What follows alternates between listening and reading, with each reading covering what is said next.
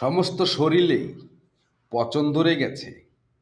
এখন মলম আপনি দিবেন কোন জায়গায়?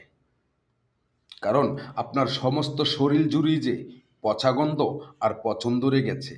আমি বলছি বর্তমান পার্লামেন্ট, বর্তমান সরকারি দল যারা এমপি মন্ত্রী থেকে ধরে প্রধানমন্ত্রী আপনাকে উদ্দেশ্য করে আপনাদের সমস্ত শরীরে পচন ধরে গেছে। আর সে পচনটা হচ্ছে আপনারা ক্ষমতালোভী হয়ে গেছেন। আপনাদের প্রয়োজন ক্ষমতা। আর ক্ষমতার জন্য আপনারা ওই বিরোধী দলের সাথে তাল মিলিয়ে এখন যে ব্যক্তির নামের উপরে বাংলাদেশ হয়েছে, যে ব্যক্তির কথার উপরেই ৭.৫ কোটি বাঙালি ঝাঁপিয়ে পড়েছে, তাকে অপমান করতে দেখেও আপনারা নীরবতা পালন করছেন। আল্লাহ না করুক এই নীরবতাই একদিন হয়তো মরহুম প্রেসিডেন্ট জিয়াউর রহমানের মাথায় উঠো মানুষ প্রস্রাব করবে, কিংবা তার নামটা যেই মুখে আনবে তার হবে ১৪ বৎসরের সাজা।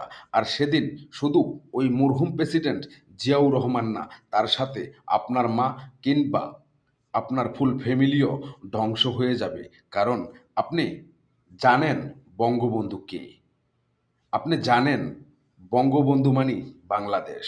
আপনি জানেন, কিংবা আপনার এমপি মন্ত্রীরাও জানে, এই মানুষটা না হলে আজ বাংলা ভাষায় কথা বলা যেত না। এই মানুষটা না হলে আজ বাংলাদেশ নামক একটা দেশ হতো না। আর সেখানে যখন ওই মানুষটাকেই অপমান অপদস্থ করা হয়, আর আপনার পার্লামেন্টের এমপি মন্ত্রী থেকে ধরে আপনি নিজেও নীরবতা পালন করেন, এটাই ওই নীরবতার স্বাক্ষর হয়ে রবে, যাতে ভবিষ্যৎ বাংলাদেশ আপনার বাবা মরহুম প্রেসিডেন্ট জিয়াউর রহমান কিংবা আপনার মা বেগম খালেদা জিয়া, ওনার উপরও যাতে মানুষ প্রস্রাব না করে। কারণ আইনি ব্যবস্থা নেই।